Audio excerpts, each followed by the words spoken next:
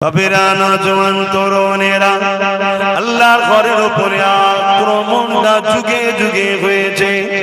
মনে রাখবেন আয়া সুফিয়া বলে একটা মসজিদ ছিল, সেই মসজিদকে জোর করে দখল করে নেওয়া হয়েছিল। আল্লাহ পাকের ঘরকে বেইজ্জতি করা হয়েছিল। আল্লাহ পাক আবার সময়ের সাথে সাথে পরিবর্তন করে দিল, ক্ষমতা আল্লাহ ফিরিয়ে দিলে আবার আমরা ওই আয়া সুফিয়াকে ফিরিয়ে নিলাম।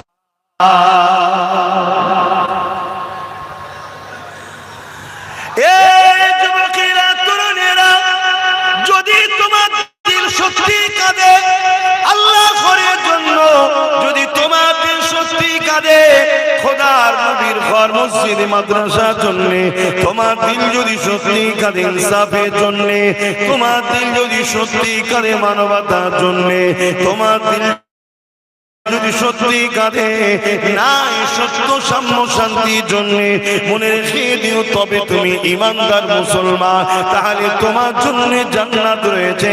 দুনিয়াতেও ধৈর্য ধরো, বিজয় তুমি পাবে।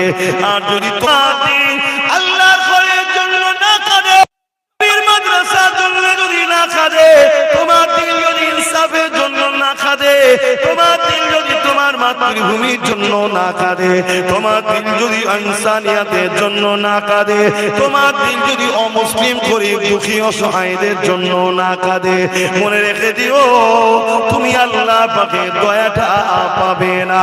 কারণ রাসূলুল্লাহ জানিয়ে দিলে মানুষের উপরে দয়া করে না, সে মহান স্রষ্টা আল্লাহ পাকের দয়া পাবে না। এই মুসলমান হোক, হিন্দু হোক, আদিবাসী হোক, সাঁওতাল হোক, খ্রিস্টান হোক, বাগদি হোক, এসসি হোক, এসটি হোক, ওবিসি হোক, মানুষকে উপরে দয়া দেখাতে হবে, মানুষকে ভালোবাসতে হবে, প্রেয়ার করতে হবে। হে যুবকেরা, তরুণেরা, বাবেরা, হে নবী পাকের প্রেমিকেরা, তুমি মহান স্রষ্টা আল্লাহ পাকের দয়া পাবে। এই শিক্ষা আমার মাদ্রাসায় দেওয়া হয়, এই শিক্ষা আমার মসজিদে দেওয়া হয়, এই শিক্ষা আমার কোরআন দিয়েছে, এই শিক্ষা আমার রাসূলুল্লাহ দিয়েছে। এই যুবকেরা, তরুণেরা, দুঃখের বিষয় জুড়ে একদল মিডিয়া ইসলামকে মিথ্যা প্রচার করে বেড়ায়। দুনিয়া জুড়ে আজ একদল মিডিয়া ইসলামের নোংরা কথা বলে বেড়ায়। কেন তাদের ভয় হচ্ছে? কিসের ভয়? কেননা তারা তাদের মিথ্যার দোকানকে টিকিয়ে রাখতে পারছে না। তাদের খুদের মিথ্যার দোকান ছেড়ে দিয়ে দলে দলে দলে দলে ইমানের নূরে কলেমা পড়ে আমিনা লালের প্রেমিক হয়ে যাচ্ছে। বলো বাবেরা, নওজোয়ান তরুণেরা, মন দিয়ে শোনেন, এই জমিনের ওপরে যুগে যুগে ইসলামের ওপরে অনেক ঝড় এসেছে, ইসলামের ওপরে অনেক অত্যাচার হয়েছে, ইসলাম নিয়ে অনেক মিথ্যাচার হয়েছে, ইসলাম নিয়ে অনেক কটূক্তি হয়েছে, ইসলামকে নিয়ে অনেক নোংরা কথা বলা হয়েছে। এ যুবকেরা, তরুণেরা, বাপেরা, কারণ হলো একটা, ইসলাম দাসত্ব প্রথার বিরুদ্ধে। ইসলাম মানুষকে অধিকার দিতে বলেছে। এই যুগে যুগে যুগে যারা ক্ষমতার জোরে মানুষকে কৃতদাস দাসী গোলাম বানাতে চেয়েছে, তারা যুগে যুগে ইসলামকে মিটাবার চেষ্টাও করেছে। যেমন উদাহরণস্বরূপ ফেরাউন, ফেরাউনের টার্গেট কি ছিল? ফেরাউন চেয়েছিল মানুষ আমাকে খোদা বলে মানবে, আমি যা খুশি তাই করব, মানুষের বলার কিছু অধিকার থাকবে না, আমি মানুষকে খুন করতে পারবো, আমি মানুষকে লুটবো, মানুষের বেটিকে ভোগ করব, মানুষ আমার গোলাম হয়ে থাকবে, কৃতদাস দাসী হয়ে থাকবে। এটা চেয়েছিল ফেরাউন। তাই ফেরাউনও দেখলো আমার রাস্তার বাধা হয়ে দাঁড়াচ্ছে ইসলাম। ইসলাম কি বলছে? জুলুমকে মিটাও, অত্যাচারকে মিটাও, জালিমকে মিটাও, মানুষকে বাঁচার জায়গা দাও, মানুষকে নিরাপত্তা দাও, আল্লাহর মানুষকে নিরাপত্তার সাথে শান্তির সাথে বাঁচার ব্যবস্থা করে দাও। এটা ইসলাম বলছে। ফেরাউন দেখছি আমি তো গরিব বানাতে চাইছি, কেন গরিব যদি না হয় আমার তো হুকুম মানবে না। পেটের জ্বালা থাকলেই আসবে ভিক্ষা দেবো, এলে 500 টাকা রাখ, এলে 200 টাকা রাখ, এলে 1 প্লেট বিরিয়ানি খা, তবেই তো আমাকে দাদা দাদা স্যার করে ঘুরবে। ফেরাউন সেদিন চেয়েছিল, আজকে ফেরাউনের উত্তরসূরিরা সেটা চাইছে, সেই দিকেই যাচ্ছে। তাই আজকেও যারা এসেছে এরাও ইসলামের বিরোধী করছে না, করে না। দুনিয়ায় এত কিছু হচ্ছে, এত কিছু আছে, কোন জায়গার বাস কোন জায়গা দিয়ে বেরোচ্ছে কোনো হুঁশ নাই। সেই ঘুরিয়ে ফিরিয়ে আমার মসজিদ মাদ্রাসার কিছু না। কেন? এখান থেকে ইনসাফের মেসেজ যায়, এখান থেকে মানুষকে মানবতার মেসেজ দেওয়া হয়, এখান থেকে মানুষকে শেখানো হয় জুলুমের বিরুদ্ধে সংগঠিত হও, অত্যাচারের বিরুদ্ধে সংগঠিত হও, খুনিদের বিরুদ্ধে সংগঠিত হও, নারীদেরকে অধিকার দাও, নিজের মাতৃভূমিকে ভালোবাসো। এখান থেকেই তো মেসেজ দেওয়া হয়। তাই ইংরেজরাও ইসলামের বিরুদ্ধে ছিল, আজ ইংরেজদের চেলারাও ইসলামের বিরুদ্ধে। কেন? ইংরেজ চেয়েছিল যদি মাদ্রাসা কোনো থাকে তাহলে সেখান থেকে মেসেজ যাবে হুব্বুল আতান, দেশকে ভালোবাসো।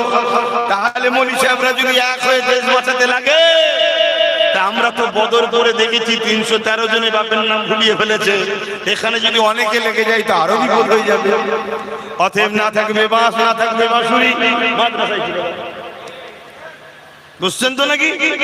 কিন্তু সব কিছু যা করছে ইংরেজ বলো আর ইংরেজের চেলা বলো, এজিদ বলো আর এজিদের উত্তরসূরি বলো, এরা তো করতে এসেছে বাপ।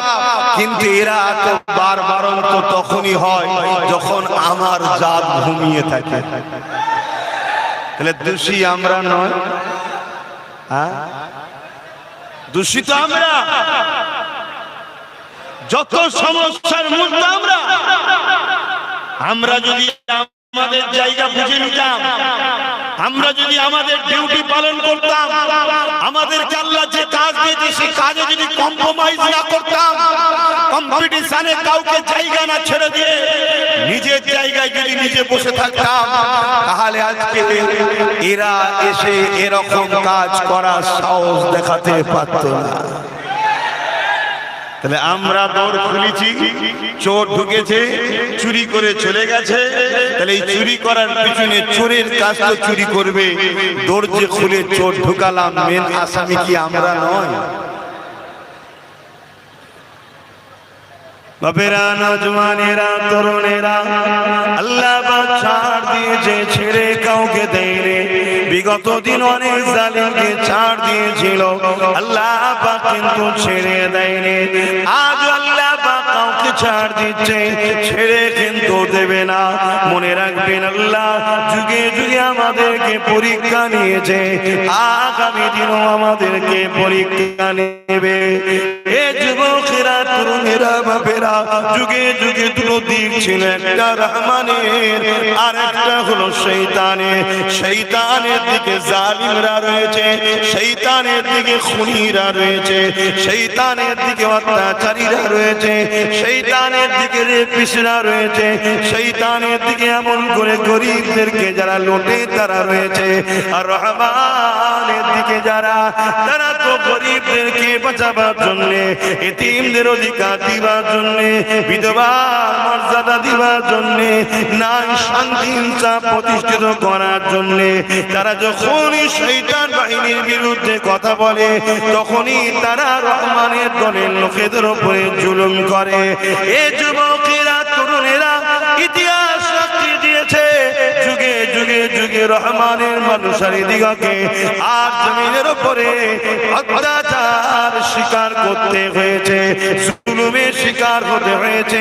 যেমন ইতিহাস সাক্ষী দিয়ে যায়, এই যে কারবালার মাঠে বসে রয়েছে, আরে আমার ইমামে হুসাইন পাক যে কারবালার মাঠে গিয়েছিল, ওই কারবালার মাঠেও দুটো দিক ছিল, একটা হলো রহমানের দিক আর একটা হলো শয়তানের দিক। রহমানের দিকে ছিল আমার ইমামে হুসাইন পাক, আর শয়তানের দিকে ছিল এজিদ ও তার বাহিনী, রহমানের দিকে ইমাম হোসাইন পাক ছিল, হোসাইন পাকের দিকে নারী শিশু পুরুষ মিলিয়ে মোট ৭২ জন ছিল, যিনারা লড়াই করতে আসেনি, যিনারা কুফা দাওতে যেতেছিল। কিন্তু শয়তান বাহিনী তিনাকে ঘিরে ফেলেছিল। শয়তান বাহিনীর দিকে ছিল ২৫,০০০। যুগে যুগে শয়তান বাহিনীর পাওয়ার বেশি হয় না, হয় না? ক্ষমতা শয়তান বাহিনীর দিকে ছিল এজিদের হাতে, রাজ পাওয়ার সেদিন এজিদের হাতে না হোসাইন পাকের হাতে? এই কথা বলছেন না কেন? ভেতরটা আগুন হয়ে গেছে। আর হোসাইন পাক মাত্র ৭২ জন। যাচ্ছে কোথায়? দাওয়াত দিয়েছে, দাওয়াতে কুফায়। পরিবারের স্ত্রী আছে, বাচ্চা আছে, বোন আছে, কন্যা আছে, ৬ মাসের বাচ্চা সাথে করে নিয়ে পুরো পরিবার সহ, তখন তার গাড়ি সিস্টেম ছিল না, একটা একটা কাফেলা বেরোতো, ওই কাফেলা যাচ্ছে কুফাতে দাওয়াতে। আর এজিদ তৎকালীন সময়ে শাসক ছিল, জোর করে শাসক। কি করে শাসক? জোর করে, যেমন এখন জোর করে অনেকে শাসক হচ্ছে না, এদিক ওদিক করে ঘেটে ঘেটে চুরি করে আর করে হচ্ছে না, হয়নি? কোন দিক দিয়ে যদি নাও পারে রাষ্ট্রে নাম পেলে বাধ্য চেষ্টা চলছে,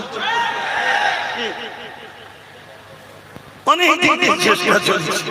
তা এজিদ এরকম জোর করে বসে গেছিল, ক্ষমতার জোর দেখিয়ে বসে গেছে। তো ইমামে হোসাইন পাককে এজিদ মেসেজ পাঠিয়েছিল, হোসাইন তুমি আমার নেতৃত্ব মেনে নাও। কেন? তুমি যদি মেনে নাও পৃথিবীতে আর আমার বিরোধী করার কেউ থাকবে না। কেন? তুমি নবীন নওয়াসা, তুমি যাকে হাত মিলাবে দুনিয়া সবাই তাকে হক বলে মেনে নেবে, ঠিক তো নাকি? আজ যদি কোনো হুজুর, কোনো আলেম, কোনো পীর, কোনো বক্তা, কোনো ইমাম চোর নেতার পাশে বসে, সাধারণ মুসলমান কি বলবে? হুজুর যখন আছে তার মানে ওর চুরিটা জায়েজ ছিল, বুঝলি, ও ঠিক আছে, ঠিক তো নাকি? এই জন্য আজকালকার নেতারাও চেষ্টা করে একটু মৌলী সাহেব, হুজুর সাহেব, কি এটা মুসলিম ধর্মে, আবার অন্য ধর্মে যারা আছে তারাও চেষ্টা করে তাদের যারা ধর্মগুরু আছে তিনি পাশে থাকে, তাহলে ভাববে মনে সৎ লোক রে, যেমন নেতা ধর্মগুরু যখন আছে ভালো লোক। সেদিন এটি চেয়েছিল হোসাইন পাককে কি করে বাগিয়ে আনা যায়।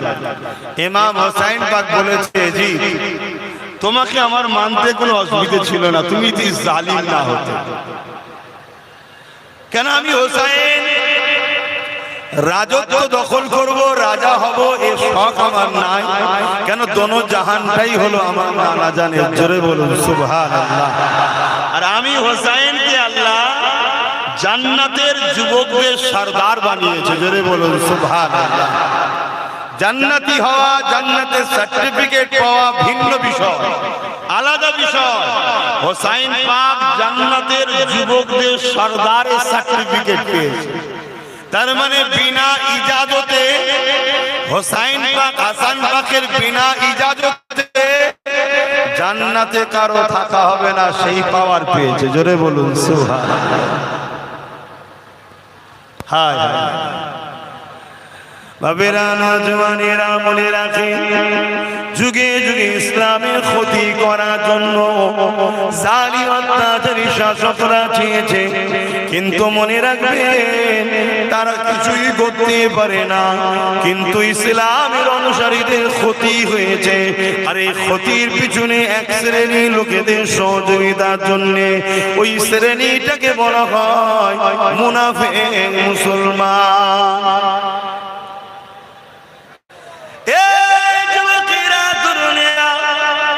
কেন আমরা কারবালা যদি দেখি, কারবালার মাঠে দুদিকে দুটো দল দাঁড়িয়ে আছে, একদিকে ইমাম হোসাইন পাকের দিকে, আর একদিকে এজিদ বাহিনী এজিদের দিকে। হোসাইন পাকের দিকে ৭২ জন দাঁড়িয়ে আছে, ৭২ জনই কলেমা পড়া। এজিদের দিকে ২৫,০০০ দাঁড়িয়ে আছে, তারাও কিন্তু কলেমা পড়া। ৭২ জন নামাজ পড়া, এজিদের দিকে 25,000 তারাও নামাজ পড়া। কেন কারবালায় দুটো আযান হয়েছিল, একটা এজিদ বাহিনীর তাবুতে আর একটা হোসেন বাহিনীর তাবুতে। কারবালায় দুদিকে দাড়ি টুপি ছিল, দুদিকেই নামাজ রোজা ছিল, দুদিকেই নবীর দ্বীনকে মাননেওয়ালা দাবিদার ছিল। কিন্তু একদিকে ছিল মুখ থেকে আর একদিকে ছিল দিল থেকে। ইমামে হুসাইন পাকের বাহিনী ছিল দিল থেকে আল্লাহ ও রাসূলকে মানা, আর এজিদ বাহিনী ছিল মুখ থেকে মানা। আজকের দিনও দুই ধরনের মুসলমান রয়েছে, একটা হলো হুসাইনি মুসলমান আর একটা হলো এজিদি মুসলমান। হুসাইনি মুসলমান কারা? যারা জীবন দিতে হয় দিয়ে দেবে, সন্ত্রাসকে সাপোর্ট করবে না, জালিমকে সাপোর্ট করবে না, খুনিকে সাপোর্ট করবে না, ধর্ষকদের ঘরে সাপোর্ট করবে না, অত্যাচারীদেরকে সাপোর্ট করবে না, সমাজ বিরোধী দলের সাপোর্ট করবে না। তাতে যদি জীবন চলে যায় চলে যাবে। সন্ত্রাসবাদ, জুলুমবাদকে, অত্যাচারীকে কখনো সাপোর্ট করবে না। এরাই হলো হুসাইনি।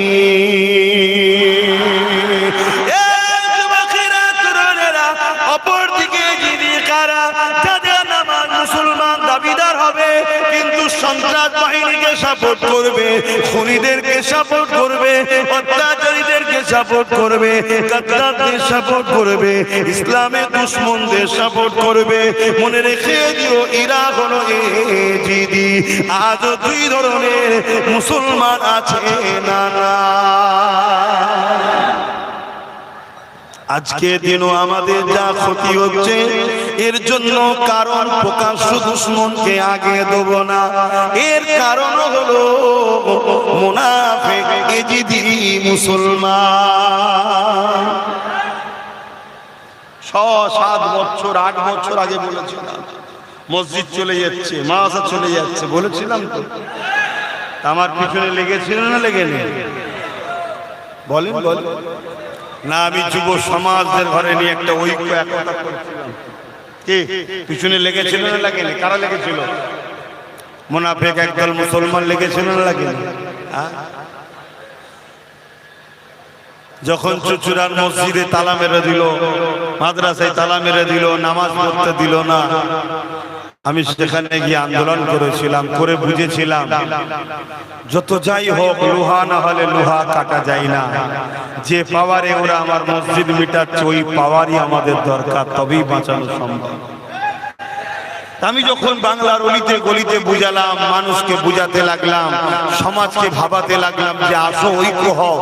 আমরা কাউকে ক্ষতি করার জন্য ঐক্য করছি না, কারো বিরোধী করার জন্য ঐক্য করছি না, কারো ধর্মকে আঘাত দেওয়ার জন্য ঐক্য করছি না। কেন? অন্যের ধর্মে আঘাত দেওয়া ইসলাম আমাকে নিষেধ করেছে। কিন্তু আমার মা, আমার বোন, আমার বেটি, আমার দ্বীন, আমার মসজিদ, আমার মাদ্রাসা সন্ত্রাসবাদের হাত থেকে বাঁচাবার জন্য ঐক্য করা দরকার ছিল না ছিল না? কিন্তু সাথ কি দিয়েছে? বলে 91% মুসলমান সাথ দিয়েছে কোরআনের দুশমনকে এবারে 26-এর ভোটে। 91% মুসলমান। 86টা এমএলএ দিয়েছে মুসলমান, 91%। বলো, তার মধ্যে প্রায় 5%-এরও কম বেশি নাম তো বাদ দিয়ে রেখেছে। যদি ওই 5% থাকতো মনে ওরাও দিত, তাহলে হয়তো 120-30টার উপরে হয়ে যেত। কথা মাথায় ঢুকছে? আজকে বলো কোনো লাভ হচ্ছে? তাহলে সেদিনও ক্ষতি করেছে মুনাফিক মুসলমানরা, আজকেও আমাদেরকে ক্ষতি করছে মুনাফিক মুসলমানরা। সেদিন চুচুড়ার মাদ্রাসা মসজিদে নামাজ বন্ধ হলো, আজকে আমাদের কলকাতার এয়ারপোর্টের মসজিদে নামাজ বন্ধ হলো। যাও হলো না? কোন একজন তো বললো 1 কোটি লোক নিয়ে যাব। এগুলো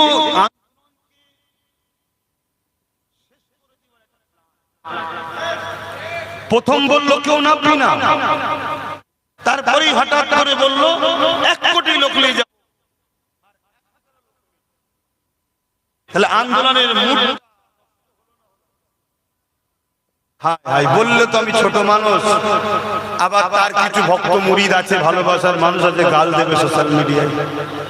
আল্লাহর ঘর তোমার কাছে আগে নয়, পীর আগে, মুর্শিদ আগে, ইমাম আগে, তোমার হযরত আগে, শায়েখ আগে। একবারও ভাবলে না? সে তার তো আখের গুছিয়েই যাচ্ছে, তোমার কি হচ্ছে? আজকে আমার জায়গায় এয়ারপোর্ট হয়েছে, ভালো কথা, আমি ভারতীয়, আমার জায়গায় হবে না তো কার জায়গায় হবে? কিন্তু এতটা জায়গা আমার জায়গায় হয়েছে, তারপরও তুমি জোর করে আমার ঘরের উপরে, আমার ধর্মের উপরে আঘাত দিচ্ছ। সংবিধান যেটাকে নিষেধ করেছে তারপরেও তুমি দিচ্ছ। কেন দিচ্ছ? কেন তুমি জানো এ জাতি বিগড়ে গেছে, এ জাতি ঘুমিয়ে আছে, এ জাতি, এদেরকে যারা পরিচালনা, এদের মধ্যে একটা বড় অংশ তারা আমাদের কিনা গোলাম হয়ে গেছে। তাই তো পারছে কি সালাম করে দোয়া করো। এই দেখেন আওয়াজ এখন বাবেরা, নওজওয়ান তরুণেরা, আল্লাহর ঘরের উপরে আক্রমণটা যুগে যুগে হয়েছে। মনে রাখবেন, আয়া সুফিয়া বলে একটা মসজিদ ছিল, সেই মসজিদকে জোর করে দখল করে নেওয়া হয়েছিল। আল্লাহ পাকের ঘরকে বেইজ্জতি করা হয়েছিল। আল্লাহ পাক আবার সময়ের সাথে সাথে পরিবর্তন করে দিল, ক্ষমতা আল্লাহ ফিরিয়ে দিলে আবার আমরা ওই আয়া সুফিয়াকে ফিরিয়ে নিলাম।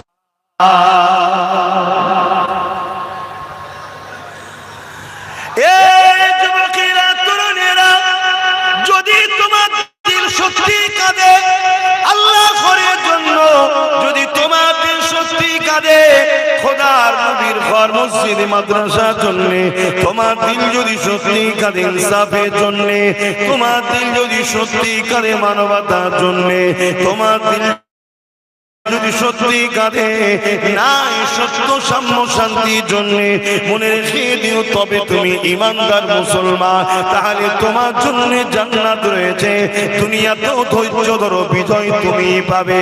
আর যদি তোমার দিন আল্লাহর ঘরের জন্য না কাঁদে, মাদ্রাসার জন্য যদি না কাঁদে, তোমার দিল যদি ইনসাফের জন্য না কাঁদে, তোমার দিল যদি তোমার মাতৃভূমির জন্য না কাঁদে, তোমার দিল যদি ইনসানিয়াতের জন্য না কাঁদে, তোমার দিল যদি অমুসলিম গরিব দুঃখী অসহায়দের জন্য না কাঁদে, মনে রেখে দিও তুমি আল্লাহ পাকের দয়াটা পাবে না।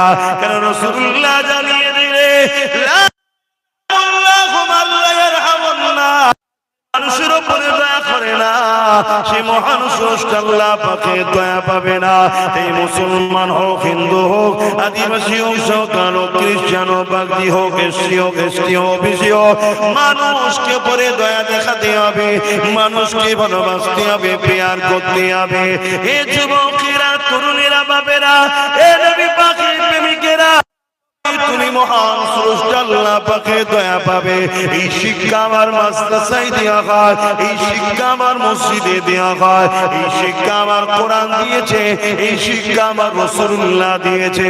এই যুবকেরা, তরুণেরা, দুঃখের বিষয় জুড়ে একদল মিডিয়া ইসলামকে মিথ্যা প্রচার করে বেড়ায়, দুনিয়া জুড়ে আজ একদল মিডিয়া ইসলামে নোংরা কথা বলে বেড়ায়। কেন? তাদের ভয় হচ্ছে। কিসের ভয়? কেননা তারা তাদের মিথ্যার দোকানকে টিকিয়ে রাখতে পারছে না, তাদের খুদের মিথ্যার দোকান ছেড়ে দিয়ে দলে দলে দলে দলে ইমানের নূরে কলেমা পড়ে আমিনা লালের প্রেমিক হয়ে যাচ্ছে। বলো আমেরিকার জর্জ ডব্লিউ বুশ যেমন চেয়েছিল আমেরিকা থেকে ইসলামকে মুছে দেবো, ইসলামকে রাখবো না। এই জর্জ কেন তুমি এ কাজ করতে লেগেছো? কেননা আমেরিকার যুবক যুবতীরা মুহাম্মদ রাসূলুল্লাহ জীবনী ফলো করতে লেগেছে। তারা আমার নবী পাকের জীবনী সোশ্যাল মিডিয়াতে গুগলে সার্চ করছে। তারা গুগলে সার্চ করে আমার রাসূলুল্লাহ জীবনী পড়তে লেগেছে। আর আমার নবী পাকের জীবনী কি ইন্নাকা স্বয়ং স্রষ্টা জানাচ্ছে সব থেকে উত্তম চরিত্রওয়ালা হলো মুহাম্মদ রাসূলুল্লাহ। আল্লাহর কোরআন জানাচ্ছে উসওয়াতুন হাসানা, সব থেকে উত্তম সুন্দর আখলাক হলো মডেল হিসাবে মুহাম্মদ রাসূলুল্লাহ। যে নবী আমার দুশমনকেও পানি পান করিয়েছে, যে নবী আমার যারা নবীকে শহীদ করতে এসেছে তাদেরকে রাসূলুল্লাহ মাফ করে দিয়েছে। ইতিহাসের পাতা সাক্ষী দিতে লেগেছে আমার নবীর আখলাক চরিত্র দেখে দলে দলে মানুষেরা ঈমানের কালেমা পড়ে মুসলমান হয়ে গেছে।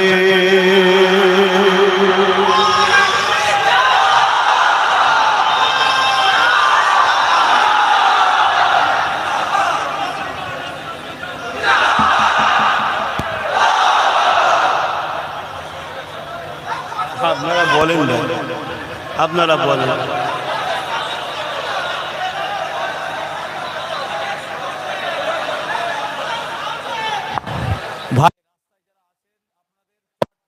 আপনারা যাবেন,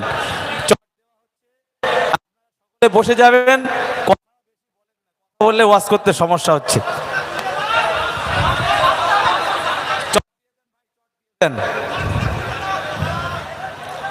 দরুদ শরীফ আল্লাহুম্মা সাল্লি আলা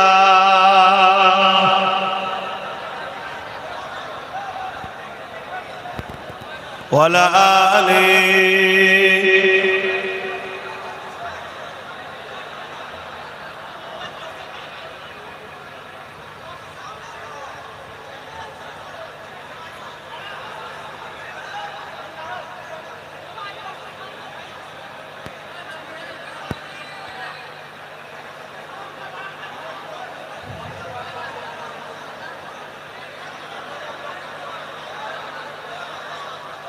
আল্লাহুম্মা সাল্লি আলা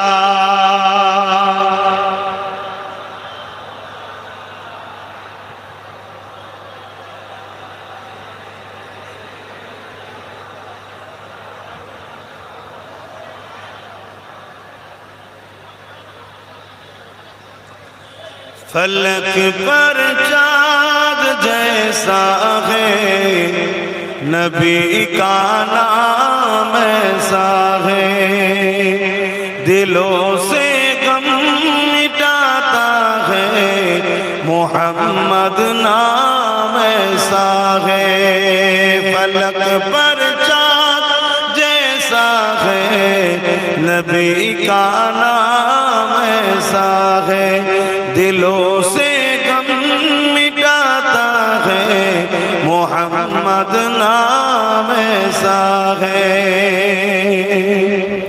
ये दिल जब गम का मारा हो मोहम्मद याद आता है ये दिल जब गम का मारा हो मोहम्मद याद आता है जुदा जब कोई अपना हो मोहम्मद याद आता है फलक पर चाँद जैसा है नबी का नाम ऐसा है दिलों से गम मिटाता है मोहम्मद नाम ऐसा है अल्लाहुम्मा सल्ली अला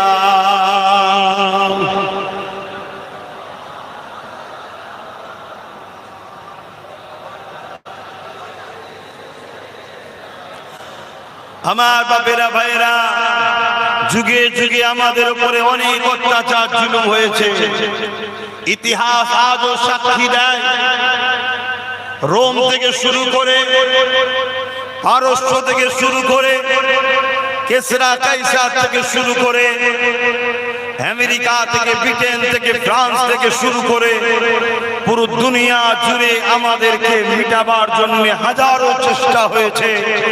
যেখানে আমাদেরকে মিটাতে গেছে আলহামদুলিল্লাহ হয়তো আমাদের অনেক জীবন চলে গেছে, কিন্তু আমাদের জীবন তো আমরা দিতে প্রস্তুত আছি সত্যকে জিন্দার জন্য, ঠিক তো নাকি? আজ আমরা এখানেও আওয়াজ দিয়ে জানিয়ে দিই, যেখানে আমাদেরকে মিটাতে গেছে জীবন হয়তো আমাদের অনেক গেছে, কিন্তু আমাদের জীবনের বিনিময়ে সেই জায়গাতে ইসলামের আলো ব্যাপকভাবে ছড়িয়ে যাচ্ছে। জোরে বলুন সুবহান, আরো জোরে বলুন সুবহান।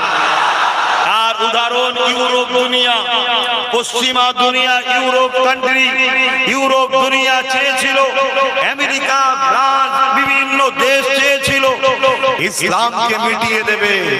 জর্জ ডব্লিউ বুশও চেয়েছিল, কিন্তু জর্জ ডব্লিউ বুশের কন্যাই ইমানের কলেমা পড়ে হাফেজে কোরআন আল্লাহ বানিয়ে দিয়েছে। জোরে বলুন সুবহান। আজ তাদেরই মিডিয়া, তাদেরই কলম, তাদেরই লেখা, তারাই আজকে বলতে শুরু করেছে কি আগামী 40-45-এর মধ্যে আমেরিকা সহ ইউরোপ দুনিয়া সংখ্যা গুরু হবে ইসলাম। জোরে বলুন সুবহান। অথচ সরকার তাদের, প্রশাসন তাদের, মিলিটারি তাদের, সব ক্ষমতা তাদের হাতে। সেখানে তো আর কেউ কাউকে জোর করে ধর্মান্তরিত তো করছে না, সেখানে তো আর জোর করে কেউ বলছে না যে কলেমা পড়ো না হয় মেরে দেবো। যেমন আজ আমরা দেখছি স্লোগান না দিলে আমাদেরকে মেরে দেওয়া হচ্ছে, সেখানে তো ভাই আমাদের তো কেউ ক্ষমতাই নাই, এখানেও আমাদের কেউ ক্ষমতাই নাই, সেখানেও কিন্তু তারাই ক্ষমতায়, তারাই আমাদের উপরে জুলুম করেছে, অত্যাচার করছে।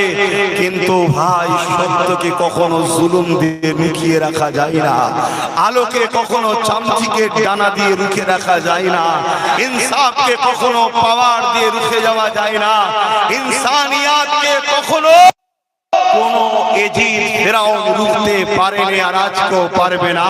তাহলে আমার রাসূলের আখলাক, চরিত্র, আদর্শ, নবী পাকের সিরাত, জীবনী পড়ছে যেটা হলো কোরআন, কানা খুলকুল্লাহুল কোরআন, আমার নবীর লাইফ স্টাইল হলো কোরআন।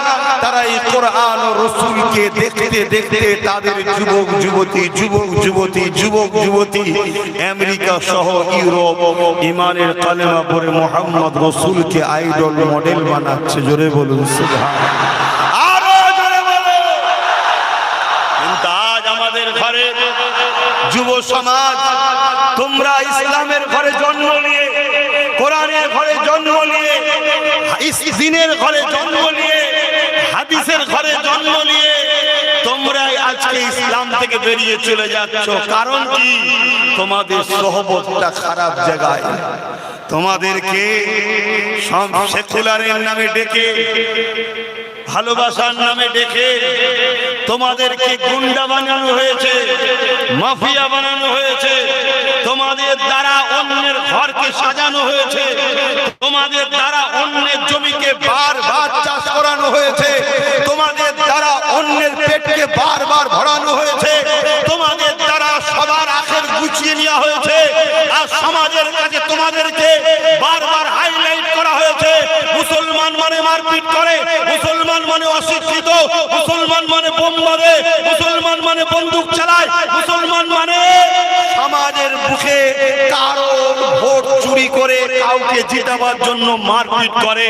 বারবার তোমাদেরকে খারাপ করে দেখিয়েছে, প্রত্যেকেই দেখিয়েছে, বাপ সবাই তোমাদেরকে ব্যবহার করেছে। কিন্তু আজকে দিনের শেষে এমন একটা জায়গায় এসে দাঁড়িয়েছি, কেউ আগে হালকা মিষ্টি সুরে কথা বলে মারতো, আর আজকে কেউ ডাইরেক্ট মারছে। পার্থক্য শুধু এত জায়গায়, তুমি আমায় নেবে কিনা নেবে তোমার ব্যাপার। সেদিন আব্বাস সিদ্দিকী যে জায়গায় ছিল, যে কথা বলেছিল, আজকেও সে জায়গায় আছে, সে কথাই বলছি। মুখ একটা, কথা একটাই আছে, দুটো করিনি আমি, আজও সে জায়গায় আছে। তাই তোমাদেরকে আজও বলছি, সময় এখনো আছে, পরিবর্তন হও। ঐক্যবদ্ধ হও, একতা হও, নিজের মায়ের জন্য হও, নিজের বেটির জন্য হও, নিজের বোনের জন্য হও, নিজের স্ত্রীর জন্য হও, নিজের ঐতিহ্যকে বাঁচাবার জন্য হও। আরে তোমার নতুন প্রজন্মের বাচ্চাগুলোর জন্য ঐক্য হও। তুমি ভাবো আজকে তোমাকে কিভাবে শেষ করার ষড়যন্ত্র চলছে। এই জায়গায় অনেক ময়ালু দাঁত দেখিয়ে বেরোবে, হাসবে তোমার সামনে, আমি আছি তো। অনেক দয়ালু বেরোবে, অনেক ময়ালু বেরোবে। ইতিহাসের পাতা উল্টে দেখা যাবে তারাও কিন্তু ভেতরে ভেতরে ছুরি মেরেছে আমাদেরকে। একটা তারা আমাদেরকে জজ তৈরি করে দেয়নি। কি গো, খারাপ লাগছে? অজস বিজস শুধু বাবারাই করবো নাকি? এতদিন হলো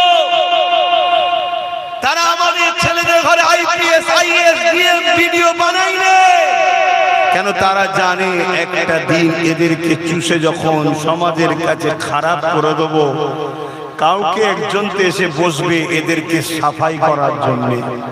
সেদিন যদি এদের মধ্যে থেকে জজ বেরিয়ে পড়ে, উকিল বেরিয়ে পড়ে, ডিএম বেরিয়ে পড়ে, ভিডিও বেরিয়ে পড়ে, আইএস আইপিএস এদের যদি বেরিয়ে পড়ে, তাহলে এদেরকে সাফাই করতে অসুবিধে হবে।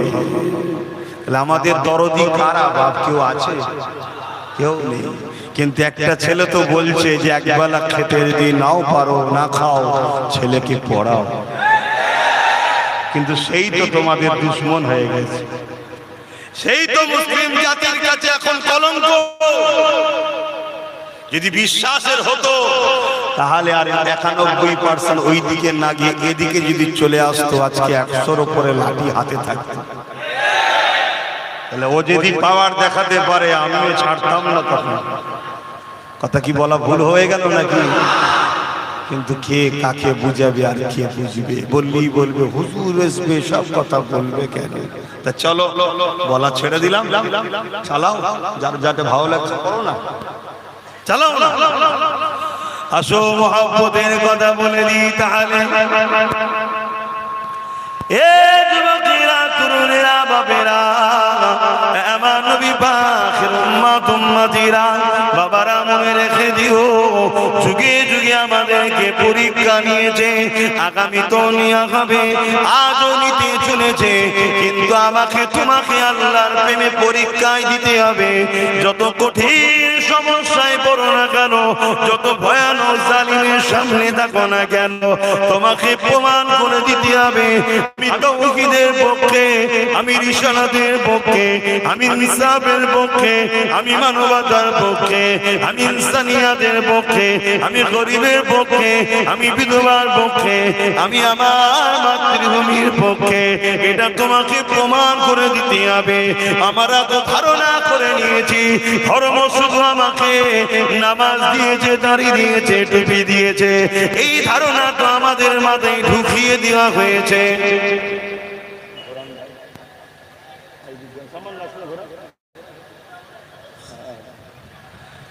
আমাদের মাথায় তো আস্তে আস্তে ঢুকানো হয়েছে। শুনছেন তো?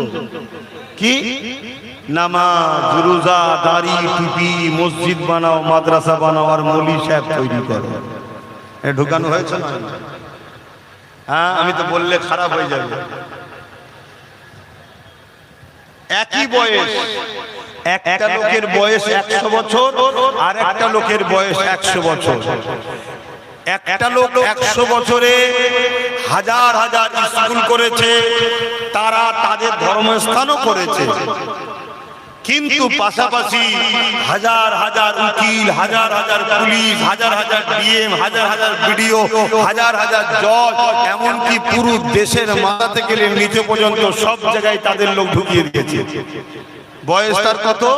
100 বছর। অপর আরেকদিকে 100 বছর বয়স, তারা কি করেছে? শুধু মাদ্রাসার যাকাত তুলেছে আর মাদ্রাসা চালিয়েছে। বললেই খারাপ হয়ে যাবে, কিন্তু সহ্য করতে হবে। কেন? বিপদে আজ শুধু তুমি নাই, বিপদে আজ আমিও আছি। কথা বুঝছেন তো নাকি? একবারও ভাবলো না মাদ্রাসার প্রয়োজন আছে? কেন মাদ্রাসা ইনসাফ শিখায়, ইনসানিয়াত শিখায়, মাদ্রাসা দেশের প্রেম শিখায়, মাদ্রাসা মায়ের পায়ের তলায় জান্নাত শিখায়, মাদ্রাসা নারীদেরকে অধিকার দেওয়া শিখায়, বড়দের সম্মান ছোটদের স্নেহ দেওয়া শিখায়। কোন কলেজ ভার্সিটি ইউনিভার্সিটিতে শিখায় না লা ইয়ারহামুল্লাহু মান লা ইয়ারহামুন নাস। মানুষকে ভালোবাসলে সৃষ্টিকর্তা তোমায় ভালোবাসবে, যদি না ভালোবাসো দয়া পাবে না। এটা কোন স্কুল কলেজে হয় না, মাদ্রাসায় হয়। মাদ্রাসার দরকার আছে, কিন্তু মাদ্রাসায় পড়াবে আমার 5টা ছেলে 5টাই মাদ্রাসায় পড়বে? হ্যাঁ, একটা মৌলভী সাহেব হোক না, আর একটা ডাক্তার হোক, আর একটা উকিল হোক, একটা জজ হোক, একটা আইএস আইপিএস হোক, বা ডিএম হোক, বা বিডিও হোক, আর ওই মৌলভী সাহেব এই 4 জনকে বসে দিন শিখাবে, আর এই 4 জন মোটা অঙ্কের ইনকাম করে তার ভাইকে দেবে হুজুর হিসাবে নজরানা। এটা হতো না? কথা বলবেন তো ভাই? কিন্তু সেটা আমরা করেছি। যা কাফেরা নওজওয়ানেরা, আমার আলোচনা আপনাদের পছন্দ নাও হতে পারে, কেননা দীর্ঘ 8 বছর ধরে চিৎকার চেঁচামেচি করছি। ভাইয়েরা, ঐক্য হও, একতা হও। কারো ক্ষতি করার জন্য নয়, তোমাকে মারার জন্য কেউ যদি এক হতে পারে, তুমি বাঁচার জন্য কেন এক হবে না?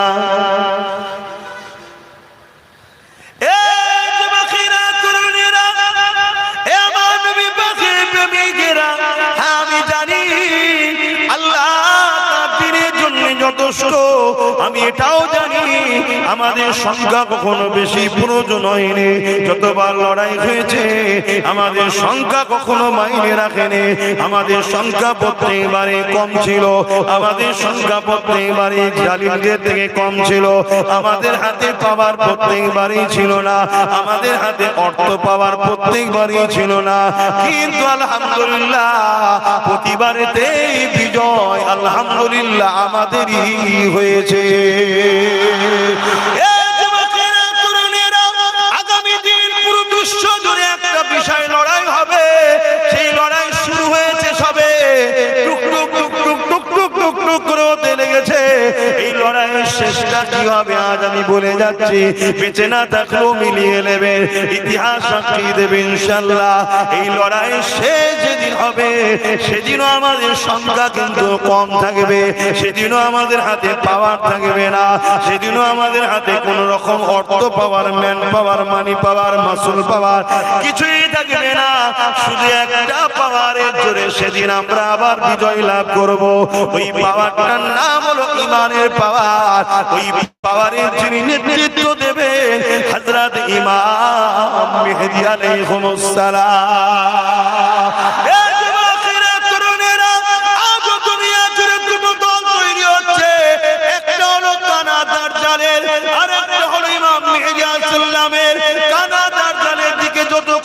যাবে, চোরেরা যাবে, ডাকাতেরা যাবে, চরিত্রহীনরা যাবে, জালিমরা যাবে, পৃথিবীর অত্যাচারীরা যাবে, খুনিরা যাবে, সমাজ বিরোধীরা যাবে, এমন করে চরিত্রহীনেরা তার জালের দিকে যাবে। এই দিকে এখনো পরিকল্পনা চলতেছে, অপর দিকে এটাও পরিকল্পনা। আরে আমাদেরকে শিক্ষা দিতে হবে, সেটা হলো এটা মানবতার পক্ষে, ন্যায়ের পক্ষে, গরিবের পক্ষে। যিনি দাঁড়াবে হযরত ইমাম মেহেদী আলাইহিস সালাম, তিনি ইমাম হাসান হোসেন হুজুরের আওলাদ হবে।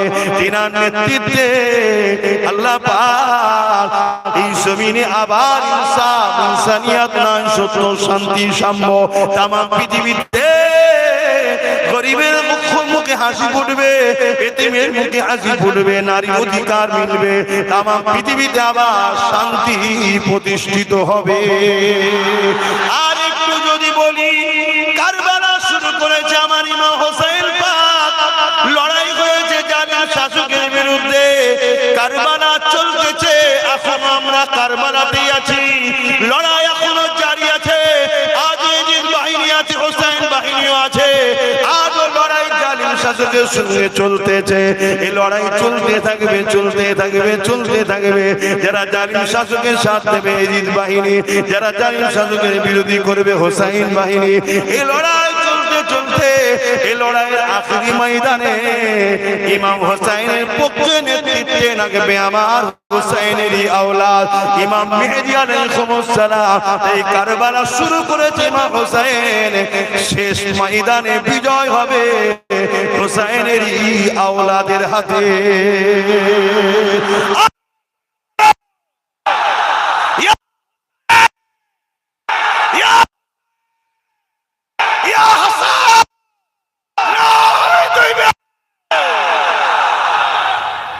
আল্লাহ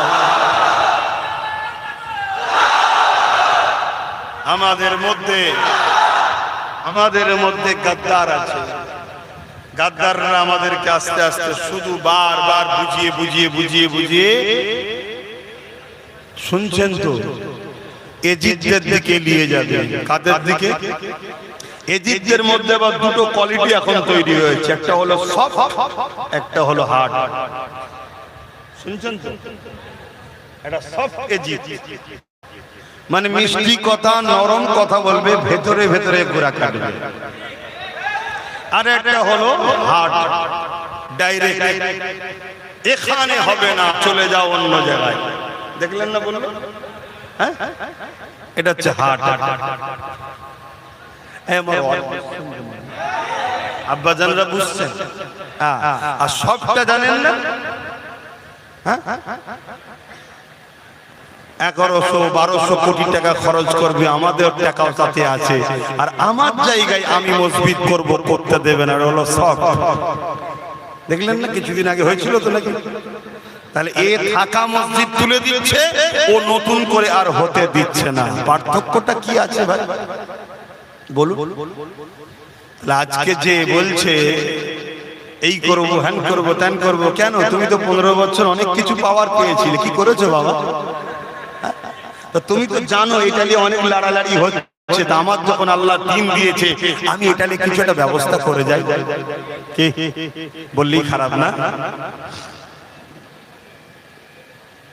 অতএব যতক্ষণ না তোমরা, এই আমার নবীর উম্মতেরা শোনো, দাদা পীরের মুরিদরা শোনো, বা অন্য কোন সিলসিলার মানুষ যদি থাকো, যদি ঈমানদার হও, শোনো একজন ঈমানদার ভাইয়ের কথা, ততক্ষণ পর্যন্ত তোমরা কামিয়াব হতে পারবে না যতক্ষণ পর্যন্ত না তোমার ঘরের গাদ্দারকে চিনতে পারবে। এদের কোনো হাইসিয়ত নেই, এদের কোনো ক্ষমতা নেই, এদের কোনো তাকত নেই তোমাকে সামনাসামনি লড়াই করে ক্ষতি করতে পারে।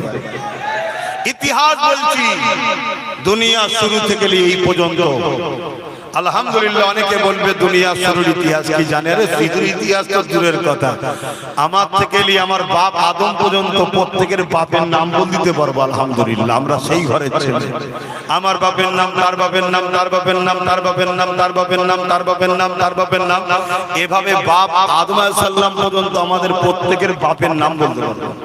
সে নসব নাম আমাদের আছে। কথা বুঝে আসছে? এটা অহংকার নয়, আল্লাহ শুকর, সেই ঘরের ছেলে বলছি। পৃথিবীর ইতিহাসে কোনোদিন আমাদের বুকে কেউ মারতে পারে, যারাই মেরেছে আমাদের পিঠে মেরেছে। পিঠে কখনো প্রকাশ্য দুশ্মন মারতে পারে না, পাশে থাকা আপনজনরাই মারে। আমাদের যুগে যুগে ক্ষতি আমাদের ভেতরের গাদ্দাররা করেছে। আজকে এই ভেতরের গাদ্দারকে যদি চিনতে পারো, তাহলে সব সমস্যার সমাধান হয়ে যাবে। এক জায়গায় 60 টাকা আছে, আর এক জায়গায় 40 টাকা আছে। খুব ভালো করে শুনবে, ক্ষমতা আছে এক জায়গায় 60 টাকা আছে, আর এক জায়গায় 40 টাকা আছে। 40 টাকাটাকে 4-5 জন মিলে ভাগ করছে। কথা শুনছেন? আর 60 টাকার দিকে কারো গুরুত্ব নেই। 40 টাকা যদি তুমি ভাগ না দিয়ে নিজের হাতে রেখে দাও, মানুষের তো একটা টাকার লোভ আছে, আছে না? না, তখন চাপে পড়ে এরা সব 60 টাকা ভাগেতে যাবে। আর 60 টাকা যখনই ভাগে যাবে, তখন 60 টাকার ভাগ কিন্তু দুর্বল হবে, 40 টাকার ভাগ তখন কিন্তু শক্তিশালী হবে। কিছু মাথায় ঢুকছে? হ্যাঁ, ঢোকে না? মেন কথাটা কি আমার কমই তো এক্ষুনি বলবে যে উনি সব কথা বলছে কেন, উনি তো এসেছে নামাজের কথা বলবে। ও মূর্খ জানে না যে ইসলামে শুধু নামাজই আছে, আর কিছু নেই নাকি। ইসলামে ধর্ম নীতি আছে, সমাজ নীতি আছে, পরিবার নীতি আছে, রাষ্ট্রনীতি আছে, রাজনীতি আছে, সম্প্রীতি নীতি আছে, মানব বন্ধন নীতি আছে। এ যুবকেরা তরুণেরা, ইসলামে বিশেষ নীতিও রয়েছে। তাহলে একজন আলেম হিসাবে নামাজের কথাও বলতে হবে, রোজার কথাও বলতে হবে, ধর্মের নীতির কথাও বলতে হবে, সমাজ নীতির কথাও বলতে হবে, পরিবার নীতির কথাও বলতে হবে, প্রতিবেশী নীতির কথাও বলতে হবে, রাষ্ট্রনীতির কথাও বলতে হবে, রাজনীতির কথাও বলতে হবে, বিজনেস নীতির কথাও বলতে হবে। কেননা আলেমরাই হলো আল উলামা ওয়ারাসাতুল আম্বিয়া। আলেমরা যদি মনে করে আমি শুধু ধর্মনীতির কথা বলবো, তাহলে নবীর ওয়ারিস হিসাবে তাহলে অন্যজন তাহলে বাকিগুলো কে বলবে? কেননা নবী তো কোনো কাউকে আমার ওয়ারিস বলে যায়নি। নবী বলেছেন আল উলামা ওয়ারাসাতুল আম্বিয়া, আলেম হাক্কানীরা হলো আমি রাসূলুল্লাহ আমার ওয়ারিস। তাহলে নবী যেগুলো করেছে ওই গুলো আমাদের কত করতে হবে। আল্লাহ পাক কোরআনের মধ্যে জানিয়ে দিচ্ছে মাতা কুমর রাসূল ফাখুযুহু ওয়া মা নাহাকুম আনহু ফান্তাহু। আমার নবী যা আদেশ করছে নিয়ে নাও, আমার নবী যা নিষেধ করছে ছেড়ে দাও, আমার নবী যা দিচ্ছে নিয়ে নাও, আমার নবী যা ছাড়তে বলছে ছেড়ে দাও। তাহলে নবী ধর্ম নীতি নিয়েছে, ওটাও নিতে হবে। নবী সমাজ নীতি দিয়েছে, ওটাও নিতে হবে। নবী রাজনীতি দিয়েছে, ওটাও নিতে হবে। নবী রাষ্ট্রনীতি দিয়েছে, ওটাও নিতে হবে। নবী বিজনেস নীতি দিয়েছে, ওটাও নিতে হবে। নবী সংসার জীবন নীতি দিয়েছে, ওটাও নিতে হবে। এ যুবকেরা তরুণেরা, তাহলে আমার নবীর কথা বলবে কে? নবী বলছে আমার কথা তো বলবে আল উলামা ওয়ারাসাতুল আম্বিয়া, আলেম হাক্কানীরা নবীর ওয়ারিস যারা তারা বলবে। তাহলে আজকে উলামারা যদি বলে বাবারা নামাজ পড়ো, রোজা রাখো, হজ করো, দাঁড়িয়ে রাখো, মসজিদ মাদ্রাসা বানাও, ভালো কথা বলেছেন, ধর্মনীতি হয়ে গেছে। কিন্তু সমাজ নীতির কথা বলবো না, অর্থনীতির কথা বলবো না, রাজনীতির কথা বলবো না, রাষ্ট্রনীতির কথা বলবো না। এই উলামা তাহলে বলুন আমার নবী পাকের দিনের সামান্য কিঞ্চিৎ শিখালে, বাকিটা তো আর এই সমাজকে আপনি দিলেন না।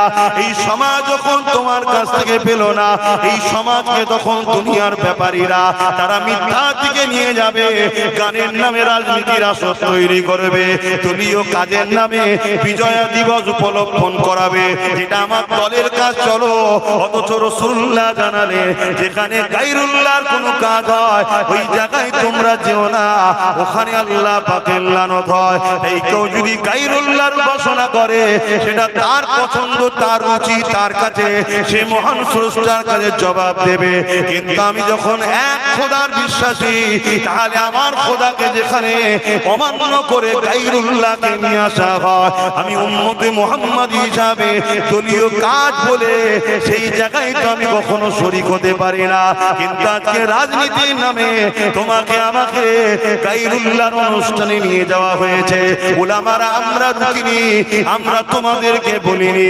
আজকে তোমাকে আমাকে এমন এমন স্লোগান দিয়ে গিয়েছে দলীয় কাজের নামে, যে স্লোগানে তোমার আমার কুফরি হয়েছে, ঈমানটা চলে যাচ্ছে। তোমাকে আমাকে তাই বোঝাতে হবে, আসো দুনিয়াদারি করতে হবে, ধর্মনীতি করতে হবে, সংসার করতে হবে, রাষ্ট্র চালাতে হবে, সৎ করতে হবে। কিন্তু মনে রেখে দিও মডেল হবে শুধুমাত্র একজন, উসওয়াতুন হাসানা মুহাম্মদ রাসূলুল্লাহ। এই যুবকেরা তরুণেরা, কেন আমরা পারবো না? আজকে আমার ফারুক হুজুর যদি আর্ধেক পৃথিবীর রাজত্ব চালাতে পারে, আবার মদিনার মসজিদে নববী শরীফে ইমামতিও করতে পারে, তাহলে আমাদের ইমামদের কাছে বসলো। হ্যাঁ আমার ইমাম ভাইরা, আমাকে খারাপ নিও না ভাই, ভালোবাসি, বুঝাতে চাইছি। অনেক কাল খেতে হয়েছে মানুষের জন্য কথা বলতে গিয়ে। আজকে যদি একজন ইমাম তিনি মদিনার নববীতে নামাজ পড়ার, নাম তার ওমর ফারুক, ইমামতি করে, আবার আর্ধেক পৃথিবীর শাসন দায়িত্ব পালন করে, এবং শাসন তো শাসন, এমন শাসন দায়িত্ব পালন করেছে বাঘা ছাগলে এক হাতে পানি খেয়েছে, এমন শাসন ব্যবস্থা করেছে রাজত্বকালেতে একটা চুরি কখনো হয়নি, তিনার রাজত্বকালে কোনো ধর্ষণ হয়নি, তিনার রাজত্বকালে কোনো নাগরিক কোনো পূজা খিদাতে ঘুমায়নি, তিনার রাজত্বকালে কোনো মানুষের উপরে বেইনসাফি হয়নি, তিনার রাজত্বকালে কোনো মানুষকে কোনো মানুষ ফট চিটিংবাজি করবে, বোকা বানাবে, এটা করতে পারেনি। আমার ওমরে ফারুক মসজিদের ইমাম ছিলেন, আবার অর্ধেক পৃথিবীর শাসনকর্তা ছিলেন। তাহলে আজকে কেন আমাদের ইমামরা এগিয়ে আসবে না যে আমি ইমামতিও করব, আবার পঞ্চায়েতের প্রধানও হব? অসুবিধে কোথায়? কিন্তু বললেই বলবে হুজুর রাজনীতির কথা কেন বলবে, তা মরগে যা, আমি তো খারাপ লোক, এই জন্য থাকতে চাইছি না, তো খারাপ হয়ে খারাপ আলাদা থাকি। বাবা কি গো, অসুবিধা হচ্ছে নাকি? হ্যাঁ হ্যাঁ অসুবিধে, ভাগ বাটরা করতে অসুবিধে হবে, তো ওই জন্য ঢুকানো যাবে না। আর যদিও তুমি না আসতে পারো, কমসে কম পরামর্শ দিতে পারো, ভালো নাকি? হ্যাঁ তাও দেবে।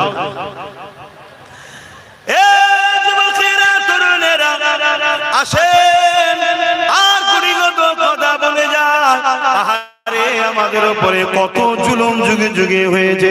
এই জুলুমের একটা নমুনা বলে যাচ্ছি। হালাকু খান তার নাম ছিল, নাম শুনেছেন হালাকু খান? কি গো বলবো তো, ইতিহাস যারা পড়েছে জানে হালাকু খান এমন একটা জালিম শাসক ছিল। হিটলার যেমন এক কথাই সবাই চেনে, হালাকু খান তার অনেক আগের সময়ে ছিল।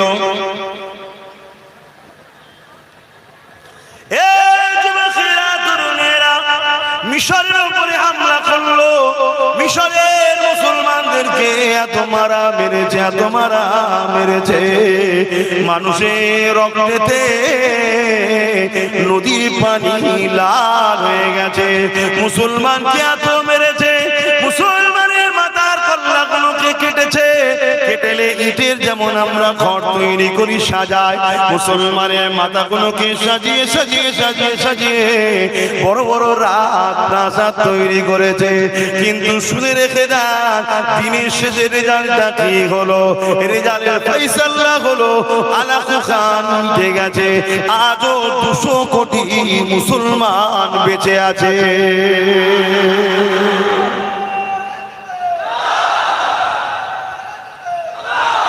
তুমি মরবে না?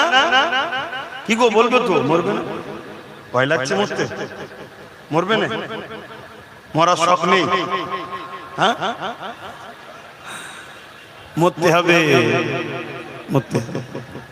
ভালো কাজ করে মরো, ন্যায়ের পক্ষে থেকে মরো, সত্যের পক্ষে থেকে মরো, ইনসাফ করে মরো, জুলুম করো না, বেইনসাফি করো না, মরতে হবে।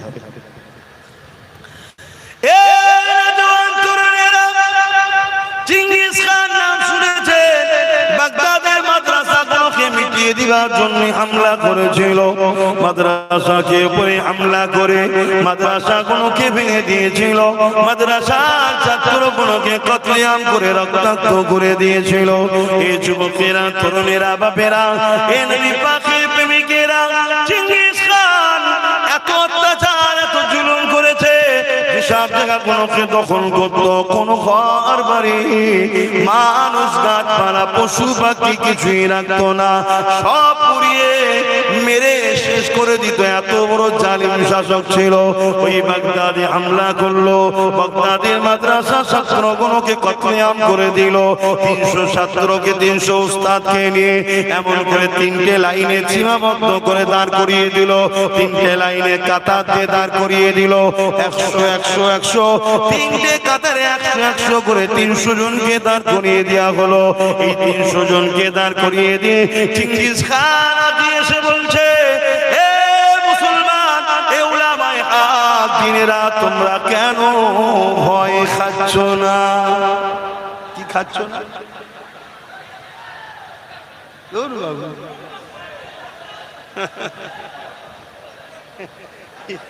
আবার কি বলছে? সর্বনাশের কথা। এই শোন, এটা বলে চলে যাবো। এখানে হজ করা যাবে, এখানে হজ করা যাবে না, গরম খুব, টিপা টিপি করবে বলছে। শুনছে আল্লাহ ছাড়া কাউকে ভয় করবে না, কখনো মরণের কথা চিন্তা করবে না। হায়াতের মালিক আল্লাহ, মৃত্যুর মালিক আল্লাহ।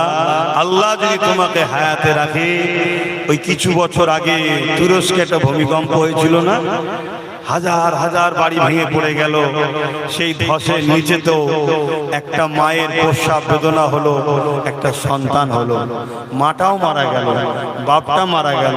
2.5 দিন ধরে ওই বাচ্চাটা ওই বিশাল বিশাল বিল্ডিং এর তলাতে জিন্দা বেঁচে ছিল। জোরে বলুন, আজও বাচ্চাটা বেঁচে আছে, বলুন সুবহানাল্লাহ। একবার এলো না সুনামি, চলে যাচ্ছে গাড়ি বাড়ি টাকা ব্যাংক ব্যালেন্স সব মানুষজন মরে ভেসে চলে যাচ্ছে, ইমামও ভেসে চলে যাচ্ছে। আমার আল্লাহ ইমামকে নিয়ে যে একটা নারিকেল গাছ দিল। জোরে বলুন সুবহানাল্লাহ। অন্য গাছ দেয়নি। কেন দিল নারিকেল গাছ? কেন ওর উপরে থাকলে খাবারও পাওয়া যাবে, কেন কিছু না গুনা পানি, তো পানিটা তো পাওয়া যাবে।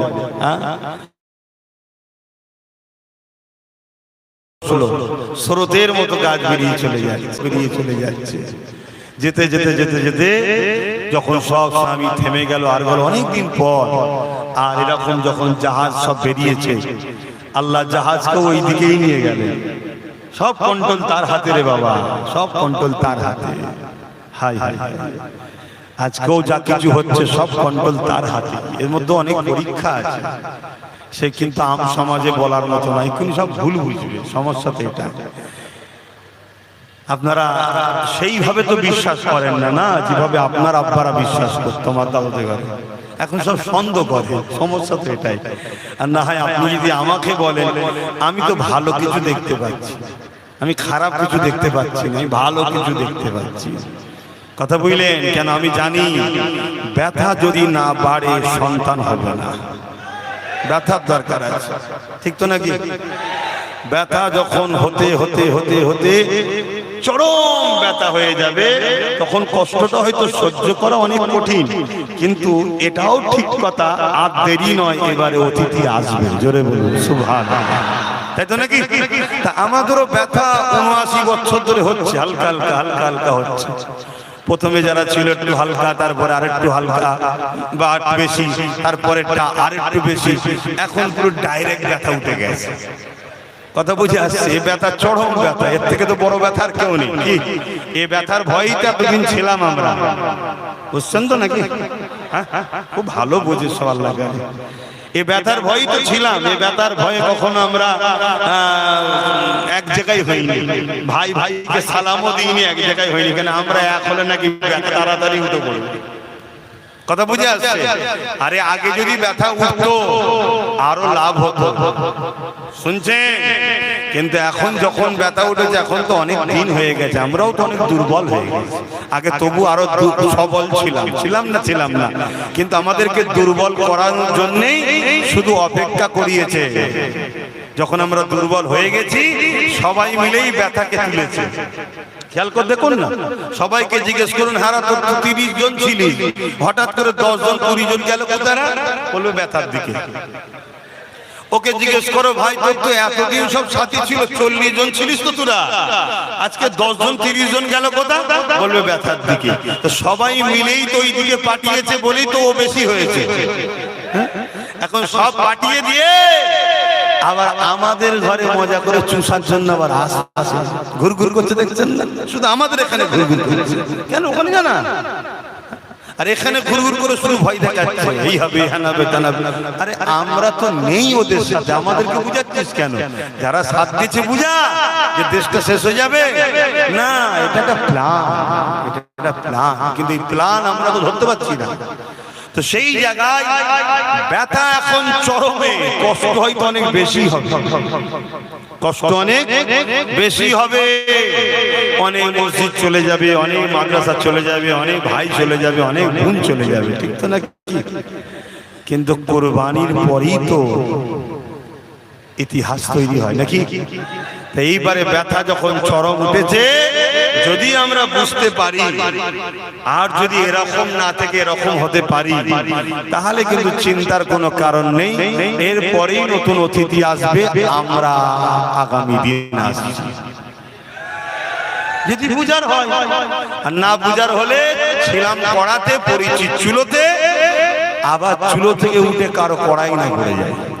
কেন অনেকে কড়ালে ঘুরছে দেখছি তো, আমার কাছে খবর যাচ্ছে, বললে তো অনেকে কষ্ট পাবে। হ্যাঁ, অনেক ভাই ছিলেন তো ঘরে ঢুকে গেছিলেন। আমার সব ভালোবাসা ছেলেরা মার ধর খেয়ে আর করে কেস কামারি খেয়ে সব হাত ধরে আর করে টেনে বার করলো, আই ভাই আই ভাই। এখন আবার দেখছি তারাই আমার ভালোবাসা কোনোকে আমার ঘর ভাঙাতে চাই। আরে এত দুনিয়ায় রয়েছে বাবা, যাকে খুশি নিয়ে সংসার কর না, সে আমার কোনোকে নিয়ে সংসার করবে, তার সমস্যা নয়। এজন্যই বললাম যে 60 টাকা বেশি রে বাবা, ওখানে ভাগ বসা, এখানে অল্প আছে, এখানে কেন ভাগ বসাচ্ছি, ওখানে ভাগ বসা। আর আমরা যদি এখান থেকে ভাগ দিয়ে দিই, তাহলে এদের পেট ভরে যাবে, ওখানে যাবে না। এখান থেকে ভাগ দেননি, ঠালাই পড়লে বিড়ালো যেমন গাছে ওঠে, ওইখানে গিয়ে ভাগ বসাতে যাবে। ওখানে ভাগ করলেই, বুঝছেন না, চিৎপাতা হয়ে যাবে। বুঝার যদি হও আর না বুঝার হলে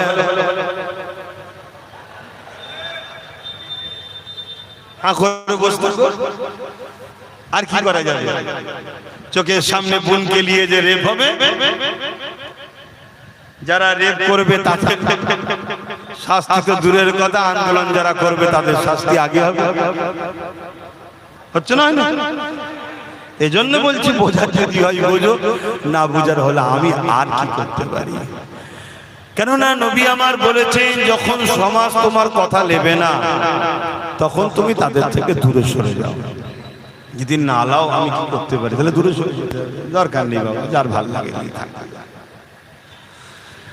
তবে যাবার আগে আর একটা শেষ কথা বলে দিয়ে যায়, ভয় একমাত্র খাবেন কাকে? আওয়াজ দিয়ে বলুন কাকে? এই নামটা এত আওয়াজ নিন, জালিমরাও যেন ভয় খায় কাকে? কাকে? কাকে? আমার আল্লাহর নাম এত সহজ নয়। আজান হলে দেখবেন অনেক কুকুর ছুটোছুটি করে। কেন? আজান যখন হয় শয়তান তখন ছুটোছুটি করে। আর আজান হলে এখন কিছু মানুষ কুকুরেরও সমস্যা হয়, দেখছেন না, ছুটোছুটি করে।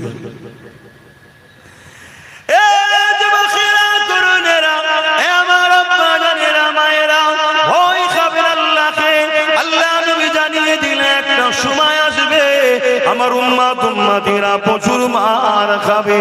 মন্দি হাদিসটা শুনে সাহাবা হুজুররা জিজ্ঞাসা করলে, ইয়া রাসূলুল্লাহ হাবিবাল্লাহ, আমার ভাইদের সংখ্যা কি কম হবে? আল্লাহ নবী বললেন, না, সংখ্যা তাদের কম হবে না। নবী বলেছেন সংখ্যা কম হবে না, আমাদের সংখ্যা কি কম? যদি কম হতো তাহলে নাম বাদ দিতে লাগতো। তো জানে নাম বাদ না দিলে আসতে পারবে, নাম বাদ।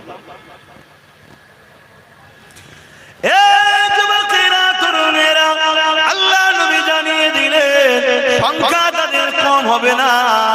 সাহাবা হুজুররা জিজ্ঞাসা করলে, ইয়া রাসূলুল্লাহ হাবিবাল্লাহ, তাহলে মার কেন খাবে? আল্লাহ নবী জানিয়ে দিলেন, বাবা সাহাবারা, তাদের মধ্যে দুটো খারাপি ঢুকে যাবে। কি খারাপি ঢুকে যাবে? তারা আল্লাহকে ভয় না করে দুনিয়ার জালিম অত্যাচারী শাসককে ভয় করবে।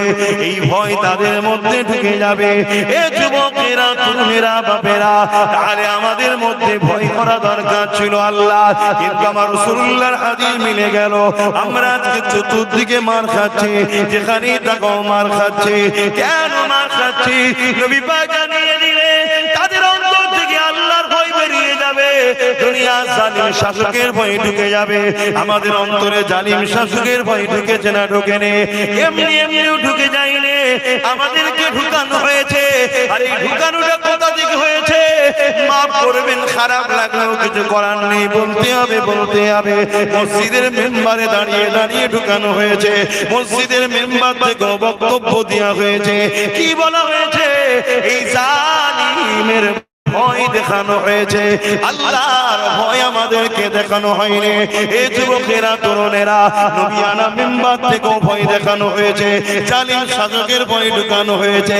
আজ আমি তোমাকে বলে যাই, ফেরাউনকে ভয় করিনি আমরা, নমরুদকে ভয় করিনি আমরা, সাদ্দাতকে ভয় করিনি আমরা, এজিদকে ভয় করিনি আমরা, হিটলারকে ভয় করিনি আমরা।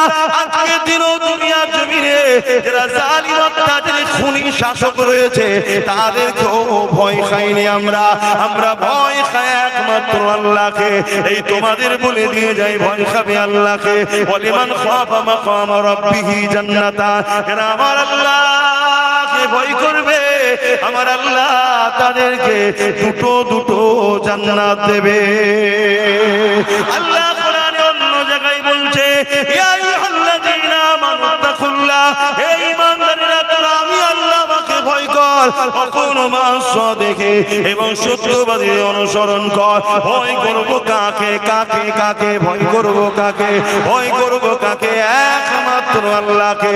কারণ আল্লাহ হাসিউল কাদির, আল্লাহ পাক তিনি যিনি ফেরাউনকে নীল নদে ডুবিয়ে মেরেছে, আল্লাহ তো তিনি যিনি এমন করে নমরুদকে খুরা মশা দিয়ে মেরেছে, আল্লাহ তো তিনি যিনি চিঙ্গিস খানকে মেরেছে, হালাকু খানকে মিটিয়ে দিয়েছে, এমন করে হতভাগা আকবরকেও মিটিয়ে দিয়েছে, ব্রিটিশকেও শেষ করে দিয়েছে। আল্লাহ তো তিনি যিনি কত লাফালাফি করছিল যারা কত আড়াই মাস আগে তাদেরকেও মিটিয়ে দিয়েছে। আল্লাহ তো তিনি আজকেও সুযোগ পেয়েছে, সেও যদি মনে করে আমি বিরাট কিছু হয়ে গেছি, আল্লাহ তো তিনি যিনি এদেরও নিশানা মিটিয়ে দেবে।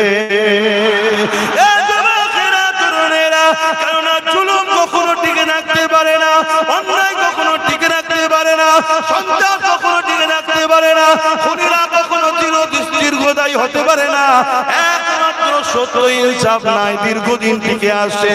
এই বলে যাব, আল্লাহ পরীক্ষা নেবে তোমাকে আমাকে, ন্যায়ের পক্ষে থাকবে, সত্যের পক্ষে থাকবে, কোন জালিম শাসককে ভয় করবে না, ভয় করবে একমাত্র আল্লাহকে। আল্লাহ যারা অন্য কারো কাছে মাথা নত করবে না, আল্লাহ যারা অন্য কারো কাছে কোনো কিছু আশাও করবে না, সব কিছু দিবার মালিককে। এই যুবকেরা তরুণেরা, কোন দেশে যদি পারমাণবিক বোম থাকে, যেমন আমার দেশে রয়েছে, মোল্লা বানিয়েছে। কে বানিয়েছে? মোল্লা বানিয়েছে। এমন করে পারমাণবিক বোমা রয়েছে, চীনা শুরুটা মাদ্রাসা থেকে হয়েছে। যা ওই বোম থাকার জন্য আমার দেশকে দুনিয়া এখন ভয় করে, কেন পারমাণবিক ছেড়ে দিলে সব চিৎপাতাং হয়ে যাবে, তাই তো নাকি? তাহলে কারো কাছে যদি পারমাণবিক বোম থাকলে তাকে যদি এত ভয় করে, তা কারো যদি হৃদয়ে আল্লাহ থাকে, এ পাওয়ারটা কত বুঝতে পারছো তো নাকি? এই যুবকেরা তরুণেরা বাবেরা, এই নবী পাকের প্রেমিকেরা, এই চিঙ্গিস খান জিজ্ঞাসা করেছিল, হে আল্লাহ পাকের আলেম বান্দারে, এতগুলো বাচ্চাকে মেরে ফেললাম, কই তোমাদের তো ভয় লাগছে না কেন? ওই সময় তারা বলেছিল, আমাদের হৃদয়ে এমন একজনের ভয় রয়েছে, এখানে অন্য কারো আর ভয়ের স্থান পায় না। সেটা কে? উলামারা বলেছিলেন, তিনি হলেন আমাদের স্রষ্টা আল্লাহ। এই যুবকেরা তরুণেরা, চিঙ্গিস খান রেগে গেল, রেগে গিয়ে বলতে লাগলো, এ জাল্লাদ আলেম গুলো ধর থেকে কল্লা আলাদা করে দে, কত জ্বালিয়েছে আমাদেরকে দেখো, কিন্তু আমরা কাউকে জ্বালাইনি রে বাবা। অনেকে মিথ্যা ইতিহাস শোনাচ্ছে দুনিয়াকে, তার ভিতর নেই, তার লেজও নেই, আগাও নেই, কিছুই নেই। এই যুবকেরা চিঙ্গিস খান যখনই হুকুম করে দিল, কতল করা শুরু হয়ে গেল, একটার পর একটা আলেমের ধর থেকে কল্লা আলাদা হতে লেগেছে, আলাদা হতে লেগেছে। এই প্রথম কাতারেতে একজন বুজুর্গ আলেম ছিলেন, তিনি প্রথম কাতার থেকে দ্বিতীয় কাতারে চলে গেলেন। দ্বিতীয় কাতারে যখন অনুপদ চলে যেতে লেগেছে, চেঙ্গিস খান দেখে নিয়েছে, কিন্তু কিছু বলল না। 99 জন প্রথম কাতারে আলেমকে কতল করে দেওয়া হলো, কেন একজন তো দ্বিতীয় কাতারে চলে গেছে। এখন দ্বিতীয় কাতারে 101 জন হয়ে গেছে। আবার চেঙ্গিস খান হুকুম করে দিল জাল্লাদকে, দ্বিতীয় কাতারে উলামাদেরকে কতল করো। দ্বিতীয় কাতারে উলামাদেরকে কতল করতে লাগলো। এই কতল ধর থেকে কল্লাগুলো আলাদা হচ্ছে, কিন্তু পাশের আলেমরা একটুখানি ভয় খাচ্ছে না। এই যুবকেরা, তরুণেরা, কারণ আমাদের তো পুরস্কার শুরু হয় মৃত্যুর পর থেকে। এই শাহাদাতের মরণ, এটা সব থেকে বড় নিয়ামতের মরণ। কেন যারা শহীদ হয় আল্লাহ তাদেরকে বেহিসাব জান্নাতি বানায়। এই যুবকেরা, তরুণেরা, বাপেরা, আমার নবী পাকের গোলামেরা, শুনে রেখে দাও ও নবী পাকের দিওয়ানারা, এইভাবে দ্বিতীয় কাতারে যখন উলামাদেরকে কতল করছে, ওই প্রথম কাতারের বুজুর্গ উলামাটা দ্বিতীয় কাতারে চলে গেল। দ্বিতীয় কাতারে যখন যেতে লেগেছে, ওই সময় দ্বিতীয় কাতারেও 100 জনকে কতল করে দেওয়া হলো। দ্বিতীয় কাতারে এখন 101 জন রয়েছে। চেঙ্গিস খান আগিয়ে এসে ওই বুজুর্গ উলামার সামনে দাঁড়িয়েছে। দাঁড়িয়ে গিয়ে বলতে লেগেছে, এবারে তুমি কোন কাতারে যাবে? প্রথম কাতার থেকে দ্বিতীয় কাতার, দ্বিতীয় কাতার থেকে তৃতীয় কাতার। এখনো সময় আছে, আমাদের দিকে চলে আসো। এবারে তুমি কোথায় যাবে বলো। ওই সময় বুজুর্গ উলামা কি বলেছিলেন? হে চেঙ্গিস খান, আমার আল্লাহ আছে। আরো জোরে বলুন সুবহান।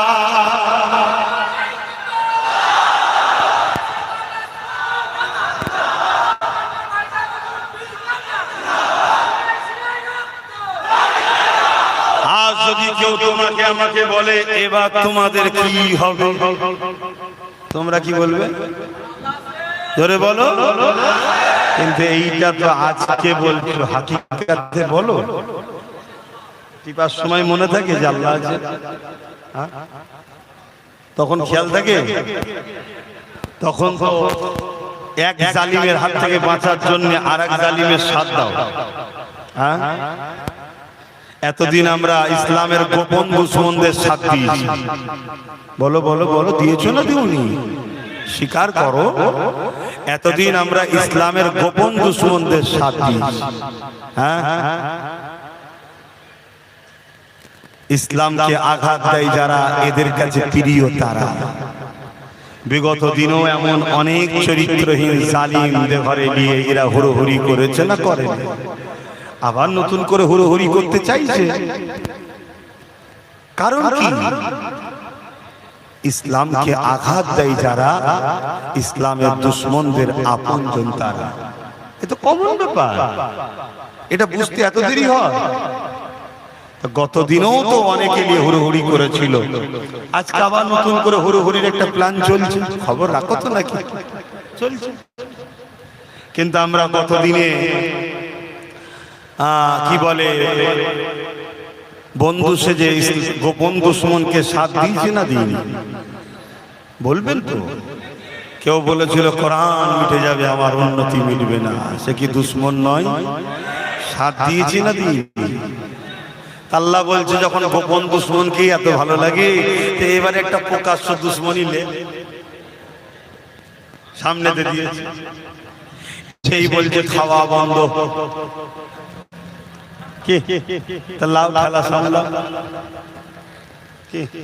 তাহলে আমরা আমাদের কবর নিজেরা খড়িছি না খড়িনি? তাহলে এখান থেকে ফিরে আসার রাস্তা আছে না? নাই। কে বলেছেন? আছে। আল্লাহ বড় দয়ালু। লা তাকনাতু মির রাহমাতিল্লাহ, বান্দা আমার রহমত থেকে নিরাশ হয়ে যাস না। আছে তো দরজা খোলা, কিন্তু আসতে হবে তো। এখনো কি আসার ইচ্ছা আছে? কই দেখতেই পাচ্ছি না। এখনো তো আসার ইচ্ছা নেই। সেদিন একটা মুরব্বী গেছে, আমি আব্বা অনেক কিছু করেছ আব্বা, আর নয় বা ছেলেগুলো করুক, পিছন থেকে পরামর্শ দিই। বলছে না না না, ও ছেলেগুলোকে বলেন যেন আমাদের দিকে চলে আসে। আমি আল্লাহ তোমার হাতে হিদায়েতের পাওয়ার, কপাল যদি ফাটা হয় পরিবর্তন হওয়ার রাস্তা নাই। তোমার যাবার সময় হয়ে গেল আব্বা, এবার তো মসজিদে যাবে, তসবিহ পড়বে, আল্লাহ আল্লাহ করবে। হ্যাঁ, প্রতিবেশী পাড়া প্রতিবেশী সব আত্মীয় স্বজনের বাড়ি বাড়ি ঘুরতে যাবে। হ্যাঁ বাবা ভালো আছিস, কেন আত্মীয়তা বজায় রাখলে হায়াত বাড়ে। জোরে বলুন সুবহানাল্লাহ। কুটুম বাড়ি, মেয়ের বাড়ি, ছেলের কি বলে বিয়াই বাড়ি, সব কুটুম আছে না, একটু যাবে, দুদিন কাটালো, দুদিন কাটালো, একটু মনটা ফ্রি থাকবে, তা না। আবার সব দেখছে, কথা শুনছেন? আমি সব মুরব্বীকে বলছি, যে বলেছেন তার কথা বলছি। আবার সব দেখছে যে আবার যদি কিছু করে খাওয়া যায়, তাহলে বলো আমরা মার খাওয়া দরকার আছে না নাই? আল্লাহ ঠিক করছে, আল্লাহ ঠিক, আল্লাহ কিছু ভুল করেনি। অনেক সময় দেখা যায় আমরা আল্লাহ ভুলে যাই, আল্লাহ কঠিন বিমার দেয়। বিমারের চোটে দেখবেন সে ফিরে এসে আল্লাহ আল্লাহ করে, আল্লাহ আল্লাহ করে, আল্লাহ আল্লাহ করে। এই বিমারটা দিয়ে আল্লাহ ঠিক করেছে না ভুল করেছে? জোরে বলুন। ঠিক করেছে। তা আমরা এত দূরে সরে গেছি, তা আল্লাহ হয়তো এটাও তো হতে পারে যে আমাদেরকে পরিবর্তন করার জন্যই দেখাচ্ছে যে দেখ তোদের গাফলতির জন্য আজকে আমার ঘর চলে যাচ্ছে। আমার ঘর চলে যাওয়াতে আমি আল্লাহ আমার কিছু যায় আসে না। তোরা কি জানিস না, আমার বাবলিতে প্রথম আঘাত যে করেছিল আমি আল্লাহ, তার দ্বারা 100 মসজিদ বানিয়ে নিচ্ছে। আমি হলাম সেই আল্লাহ। জোরে বলুন সুবহানাল্লাহ। অতএব আমার কোনো অসুবিধা নেই, আমি তোর ওই ঘরে থাকি না, আমার ইবাদত করা হয় তাই আমার ঘর বলা হয়। মসজিদ যদি পুরো পৃথিবী থেকেও মুছে দেওয়া হয়, আমার আল্লাহর কোনো অসুবিধা আছে ভাই? জোরে বলো। কিন্তু আমাদের দুগালে তো চুনকালি, আল্লাহর ঘরের হেফাজত করতে পারলি না। আর এই হেফাজতের জন্য সর্বপ্রথম যে দায়িত্বটা হলো, সেই দায়িত্বটা হলো নিজেকে মসজিদের সঙ্গে জুড়ে রাখা। আমরা তো রাখি না, বলেন? বলছি মসজিদ গুলো গেলে দেখলে কি দেখা যায়? কেউ লাঠি ধরে, কেউ বেঁকে গেছে, কেউ টেরে গেছে, সেইগুলো কি হাজার, বলেন ভুল বলছি? তাহলে যে সমাজের যুব সমাজ তার মসজিদ থেকে দূরে সরে আছে, ওই মসজিদকে তো টার্গেট করাই হবে। ধরুন আপনাদের এলাকার কোনো একটা জায়গা ওই জোন জলগোল ফেলে এমনি পড়ে আছে, লোক যে নোংরা ফেলে, উচনা ফেলে, দোকানের জিনিসপত্র সব বাড়তি জিনিসগুলো যে ফেলে, কেউ যোগাযোগ নেই, দেখার নেই, পরিষ্কার পরিচ্ছন্ন নেই, তদারকি করার কেউ নেই। স্বাভাবিক ওই জায়গা থেকে জমি হাঙরদের নজর পড়বে না, পড়বে না? এই জায়গাটার মনে হয় কেউ মালিক নেই, এটা দখল করে।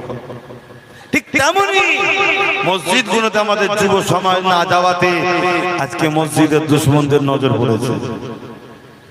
কথা বুঝছেন না? নাই এত জায়গা রয়েছে কলজে ভরে নে, ওইখানটা দিয়ে দিতে হবে না, ওটা ব্যাপার নয়। ব্যাপার হচ্ছে ভেঙে দাও, মিটিয়ে দাও, অস্তিত্ব রেখনি। কেন? থেকে যারাই যাবে তারাই দেখবে ওটা কি বলতে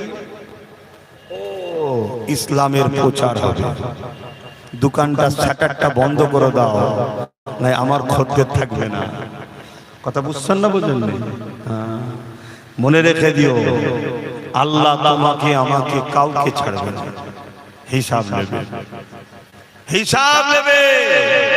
তুমি আমি নেতাদের পাকা ঘর তৈরি করার জন্য মারপিট করেছি, তুমি আমি নেতা নেত্রীর গদি বাঁচাবার জন্য মারপিট করেছি, তুমি আমি নেতাদের ছেলেপুলেদের ব্যাংক ব্যালেন্স হবে, গাড়ি হবে, তার জন্য মারপিট করে ওদেরকে বারবার ক্ষমতায় বসিয়েছি।